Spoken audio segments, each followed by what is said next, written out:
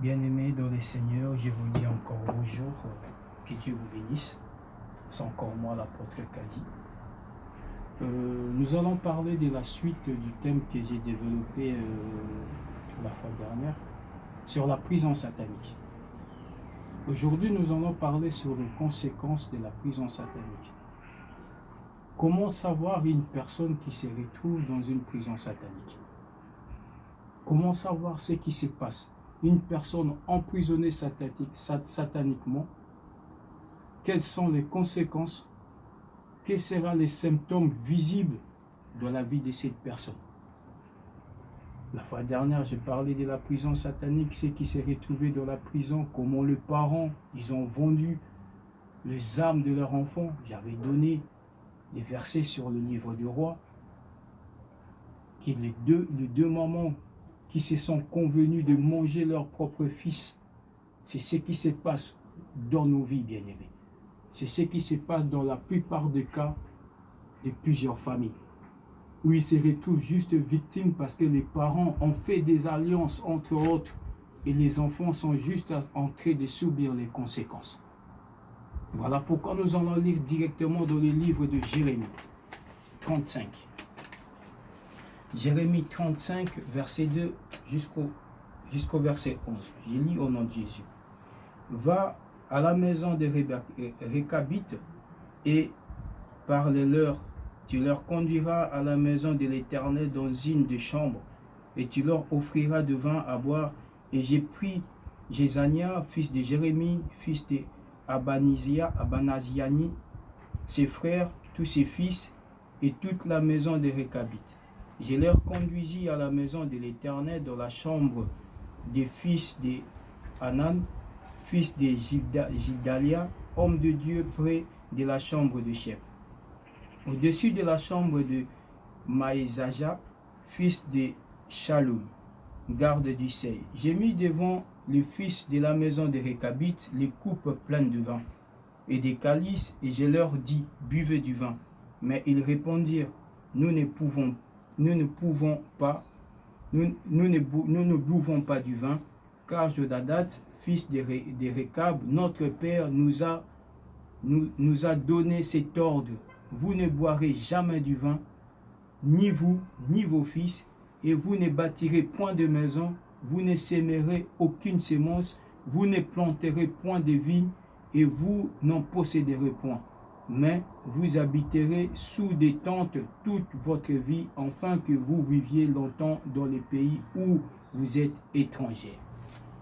Bien-aimés dans le Seigneur, là nous voyons Jérémie, Dieu lui parle, va dans la maison des Récabites. Donne-leur cet ordre, qu'ils puissent boire du vin. Moi, je ne vous encourage pas d'aller boire du vin ou de vous enivrer. Ici, le vin symbolise quelque chose qui réjouit le cœur de la personne. Dieu dit, va dire à cette famille qu'ils entrent dans la chambre, dans la présence de Dieu. Tu leur offriras du vin. Bien-aimé, le vin, vous avez vu Jésus. Pour la Pâque, Jésus a pris du vin avec le pain. Il a dit, ceci est mon sang, buvez-le. Excusez-moi, ici nous parlons du vin, l'image du sang de Jésus-Christ. Il dit, tu voulais leur offrir du vin. Vous savez, la réponse était quoi de cette famille de Récabites? Il dit, notre Père, il nous a interdit de boire du vin. Il nous a donné l'ordre, nous ne bâtirons point, nous ne sèmerons rien, nous allons vivre dans nos tentes toute notre vie, afin que nous puissions vivre longtemps. Bien aimé, vous imaginez un peu l'ordre donné par les parents, par les grands-parents. Comment on peut être méchant dans la vie? Comment tu peux vivre si tu n'arrives pas à s'aimer? Comment tu peux vivre si tu n'arrives pas à travailler? Or, la Bible dit que c'est lui qui ne travaille pas, qui ne mange pas non plus. Mais l'arrière-parent et le père a dit à ses enfants, toute votre vie, vous ne s'aimerez point. Vous ne travaillerez point. Vous ne bâtirez pas de maison. Vous vivrez dans vos tentes toute votre vie.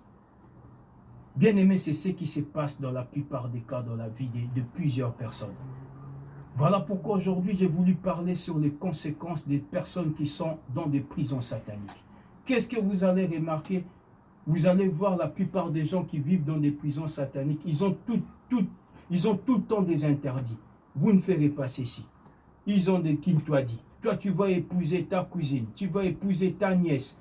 Il y a tout le temps des traditions à respecter. À chaque fois que tu vas chercher à bâtir quelque chose, la chose sera détruite. À chaque fois que tu vas chercher à aller de l'avant, tu ne pourras pas aller de l'avant parce qu'il y a un ordre qui a été donné dans le monde des ténèbres, comme les Récabites. Dieu a dit, parce que Dieu avait vu qu'il n'y avait pas de progrès dans cette famille. Il n'y avait pas de l'évolution dans cette famille. Va dire à cette famille. Ils ont dit, nous ne pouvons pas bâtir parce que notre Père nous les a interdits. Il y a des gens aussi qui vivent maintenant une situation difficile dans leur vie. Ils ne peuvent pas bâtir parce qu'il y a un ordre qui a été donné dans le monde spirituel. Il y a un ordre qui a été donné dans le monde satanique. Il y a un ordre qui a été donné dans le monde sorcellerie, pandémonium et kabbalistique que vous ne pouvez pas bâtir. Voilà les conséquences. Comment savoir que tu vis dans des prisons? C'est lorsque tu vois dans ta famille, il n'y a personne qui possède une maison. Il n'y a personne qui possède un terrain. Tous ces gens, leur père a dit, vous vivrez toute votre vie dans des tentes. C'est ce qui se passe dans la plupart des cas des gens. En commençant par l'arrière-parent, les parents et toi, vous êtes tous locataires. Dans ta famille, il n'y a personne qui a acheté une maison. Parce qu'il y a un ordre qui a été donné. Vous allez vivre toute votre vie dans des tentes. Vous ne pouvez pas bâtir. Vous ne pouvez pas travailler. Voilà ce qui se passe aujourd'hui. Vous allez voir la plupart des familles. La plupart des femmes, c'est toujours les femmes seules. Ils vont chercher à vivre avec les allocations familiales. Toi, tu trouves que c'est normal. Moi, je te dis, ce n'est pas normal. C'est un ordre qui a été donné dans ta vie spirituellement que tu ne peux pas travailler. Or, la Bible dit que c'est lui qui ne travaille pas, qui ne mange pas non plus. Tu trouves ça normal, tu restes chez toi pendant 5 ans, pendant 2 ans, pendant 3 ans. Tu ne travailles pas, tu ne fais que vivre des allocations, des aides de l'État. Eh bien aimé, tu es condamné. Tu es condamné, cherche à trouver la délivrance dans ta vie.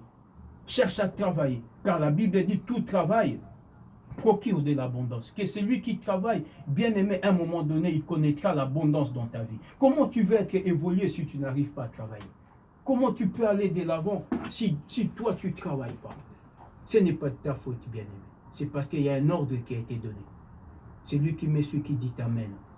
Il y a un ordre qui a été donné et que ces gens ne peuvent pas travailler. Ces gens ne peuvent pas bâtir. Ils doivent vivre dans des tentes. Mais Dieu avait vu que cela ne pouvait pas durer longtemps. Voilà pourquoi il a envoyé son serviteur. Pour que cette prison soit brisée. Aujourd'hui, Dieu m'a envoyé pour te parler, bien-aimé. Aujourd'hui, Dieu m'a envoyé. Toi qui suis ces messages en cet instant, sors de cette prison. Si tu trouves, tu es resté pendant longtemps, papa, maman, tu n'as pas le courage de travailler, ce n'est pas normal. Il faut travailler, car c'est ce qui est écrit dans la Bible. Tout travail procure de l'abondance. Si je ne vous interdis pas d'avoir des aides de l'État, mais pourquoi tu ne travailles pas? Moi, je connais, il y a même des femmes qui ont accepté de divorcer juste pour avoir des allocations. Ils ont accepté de se séparer de leur mari juste parce qu'on va lui payer des allocations familiales. Il va toucher 1000 euros, il va toucher 500 euros. Tu es prêt à détruire ta famille. Bien aimé, ce n'est pas toi. Il y a un esprit derrière qui te pousse à commettre tous ces actes. Il y a un esprit derrière qui te pousse, bien aimé, à prendre ces décisions malsaines. J'ai parlé aujourd'hui, c'est la suite du prison satanique que j'ai prêché la fois dernière. Aujourd'hui, c'est les conséquences de la prison satanique. Comment connaître que tu es dans les prisons? C'est lorsque, bien aimé, tu n'arrives pas à aller de l'avant. Ça, c'est les conséquences. Tu ne fais que subir les conséquences parce qu'il y a un ordre donné. Aujourd'hui, nous allons annuler cet ordre. Car la Bible dit ceci, il n'y a aucune condamnation pour ceux qui sont en Christ. Aujourd'hui, moi, j'annule toute condamnation qui a été déclarée sur ta vie. Toute condamnation qui se repose sur ta tête, je les annule au nom de Jésus. Sois un homme libre, sois une femme libérée au nom de Jésus. Que vous construisiez des maisons, que vous bâtissiez des maisons et que vos enfants, vos arrière-enfants aillent de l'avant. Soyez prospères, bien-aimés. Sortez de la prison du diable dans le nom puissant de Jésus-Christ.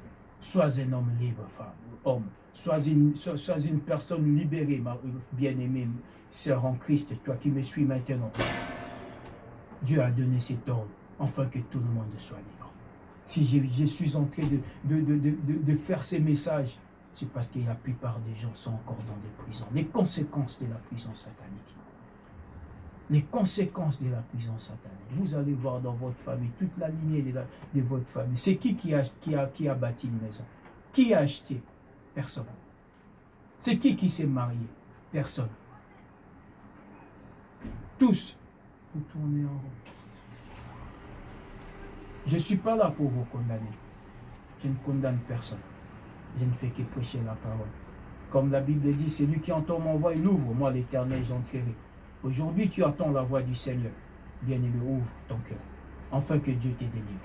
Ouvre ton cœur, afin que Dieu te délivre. Ouvre ton cœur, afin que Dieu te bénisse. Les conséquences de la prison satanique. Bien-aimé, le temps m'est imparti. Je ne peux pas aller plus loin que ça. C'est juste, on va encore continuer la suite après. Prochainement, nous allons encore parler de la suite. La fois dernière, c'était juste une introduction de la prison satanique. Aujourd'hui, j'ai parlé d'un autre point, les conséquences. C'est ça, les conséquences.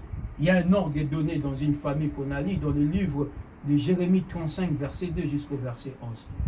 Il y a un parent qui a donné l'ordre à ses enfants. Vous ne pouvez pas bâtir. Vous ne pouvez pas construire. Vous allez vivre dans vos tentes toute vos vies. Vous ne pouvez pas travailler. Aujourd'hui, ça s'est fait dans des familles, je vous dis. Il y a des gens qui vivent dans des familles où le père, les grands-parents ont donné des ordres. Que toi, tu dois te marier avec ton cousin. Toi, tu dois te marier avec ta cousine. Ils ne peuvent pas aller de l'avant. Toi, tu ne feras pas ceci. Toi, tu seras serviteur de tes frères. Ça existe. Bien-aimés, aujourd'hui, nous allons briser cet ordre donné. Dans le nom puissant de Jésus-Christ, je vous déclare encore libre ce soir. Car Jésus est venu, afin que les brebis aient la vie, qu'ils aient une vie éternelle et en abondance. C'est ce qui est écrit dans la Bible. Soyez bénis, bien-aimés. Soyez prospères. Que Dieu vous bénisse. Je vous souhaite encore un bon après-midi. Et que Dieu entre dans vos maisons, qu'il vous donne la paix dont le monde ne peut pas donner. Que Dieu vous apporte la délivrance dont aucune personne ne peut donner dans vos vies. Soyez des hommes et des femmes libres, dans le nom puissant de Jésus-Christ. Amen.